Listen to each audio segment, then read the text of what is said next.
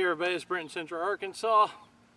This is part 2 of the lazy gardening, Brent's lazy gardening. Anyway, I showed some of this stuff last time. I've got a couple new items here, and this is what we're going to use today to reset the gardening location. So I've talked about these posts here.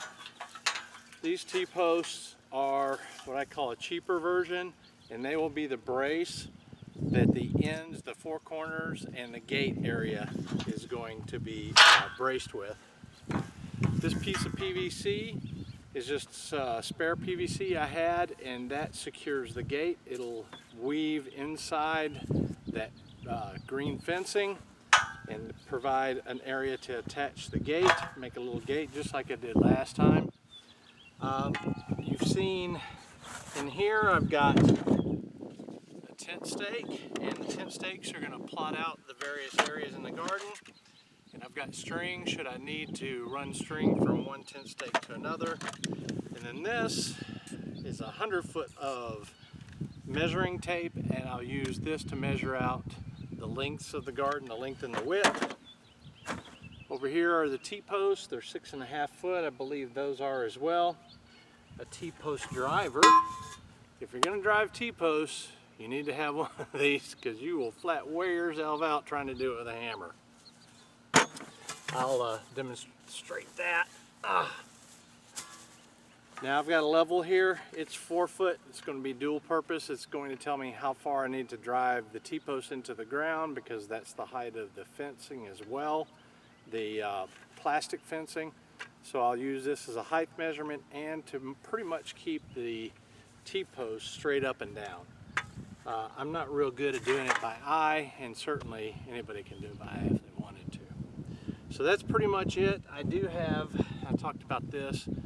This is 550 paracord. It's nylon cord, and I'll weave this along the top of the T-posts and in between the fencing as a support, and I'll tighten that down because the corners will be braced. I'll be able to tighten that down nice and tight. So I'm going to reuse that, and that's what that's for. All right, let's get started with it. If you look down the line here, you can see where the old garden plot was before. I moved it back just a little bit closer to the blackberries there. And there's a good 25-30 feet between where it starts, the new garden's going to start, and where the old garden behind me was. And the reason is because from that stake behind me, all this area over here was very, very, very rocky from the digging out of the pond. I guess you'd call it shale. Very, very hard to work with. And this end, with all the red clay, is just got very compacted, and it was very hard to work with. So part of the way I'm going to garden, I'm going to need the soil underneath, both in a wicking manner and potentially to add some nutrients. Now I've had garden in this side before for several years, about where the tape started, and so there is some nutrient level, some fertility in the soil in that area. I also moved the tape. It's a little bit longer garden this year, so it's over there is the orchard trees, the pears and the apples, and so it's moved a little bit closer to that. So it ends here kind of the same place the blackberries do, and it goes towards the orchard. Should be just an overall better location for everything. The end stakes from end to end on the long side is 73 feet 6 inches. And the reason why I did that is because the fencing is 100 foot exactly. So if I made it 75 by 25, that would be exactly 150, and there's no play if the manufacturer didn't make it exactly 100 foot. So I shortened each T-post by 6 inches, and all that does is reduce the overall length from 75 to 73 feet 6 inches. All right, following it down here. Now I'm going to put, before I drive the T-post in, I'm going to put a tomato twine, and I'm going to make it tight so that these back here are level. You just want to carry along so you can kind of see what it looks like. and where it ends over here. That's my friendly catch right there. Catches possum and raccoons that come try to ravage my garden. So anyway, that's what it looks like from end down to where I was. So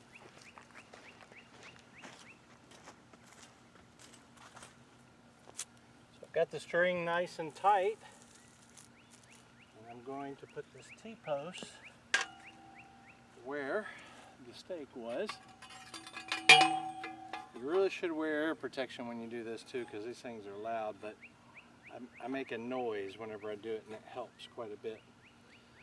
So yeah, let's drive it in a little bit.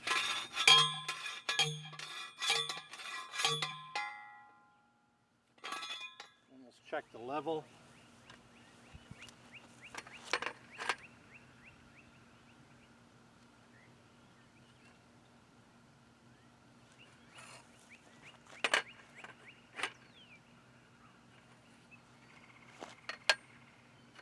It's pretty good.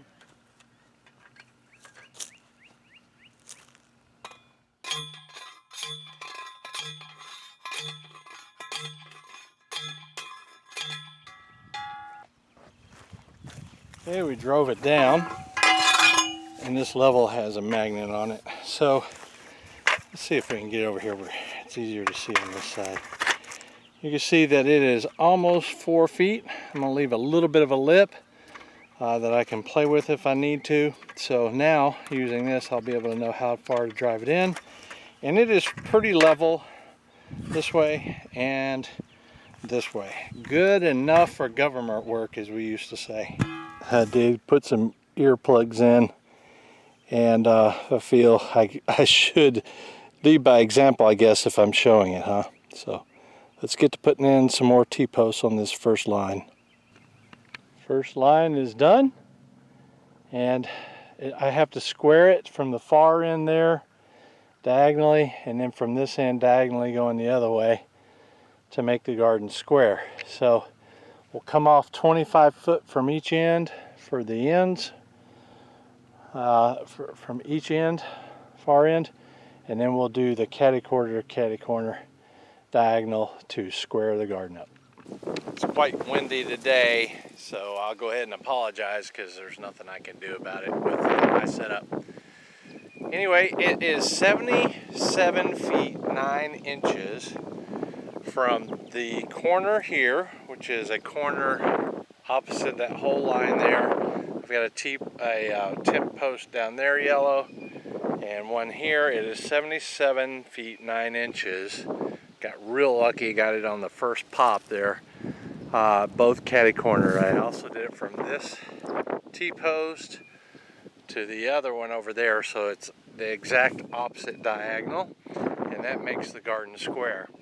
Now again, from yesterday, I think I mentioned, it is 73 feet 6 inches on the line there, and it's 73 feet 6 inches going this way too, and 25 this way. Finished putting in the T-posts all the way down. And if you look down further, you can see the panels. Cow panels are brought up, and all the T-posts. I'm getting it ready to assemble, putting everything in one location.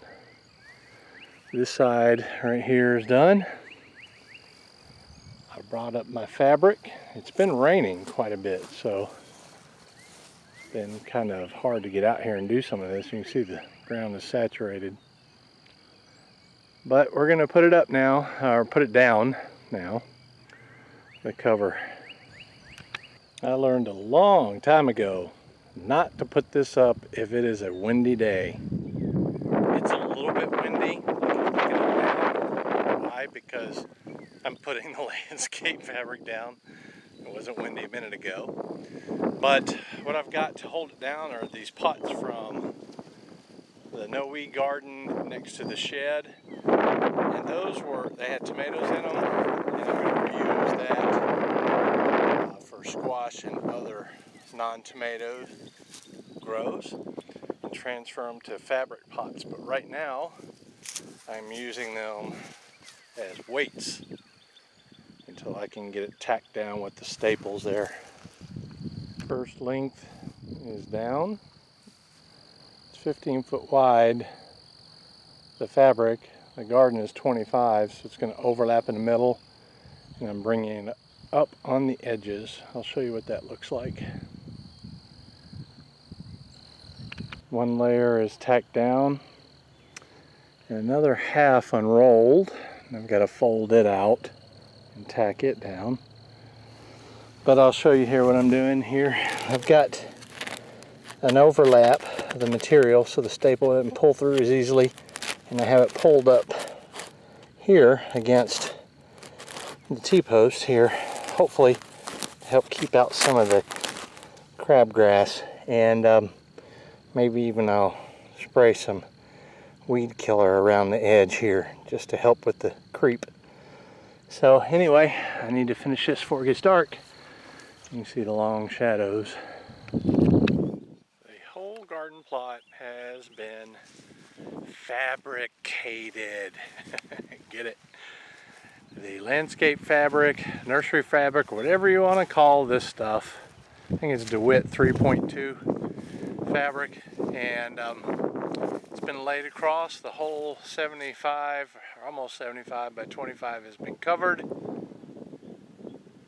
It's not perfect yet because the underneath there are some green that'll die off, and just over time that'll lay down absolutely flat. It's not the prettiest in the world yet because the outside border fencing isn't up. But that'll conclude this video covering up the potential for weeds here in this video. That's why I'm naming it the no weed part.